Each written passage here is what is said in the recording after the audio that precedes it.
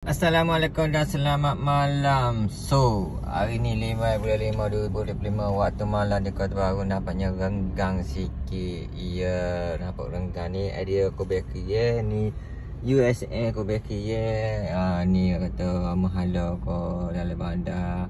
Malam ni nampak renggang sikit. Mungkin orang tu awal betul tak ada dia jalan jeng. Dia jalan jam tadi mungkin lebih awal. So malam mungkin dia beristirahat. So Audi baru settle kata COD perfume dan COD kuih. Dan kita ngotik mana kita letak mari kita ngotik. Berniaga macam Audi ni panggil risiko dia memang tinggi sikit lah. Sebab kuih ni kadang-kadang ada habis tak habis. So kita kena tabur sikit lah orang kata.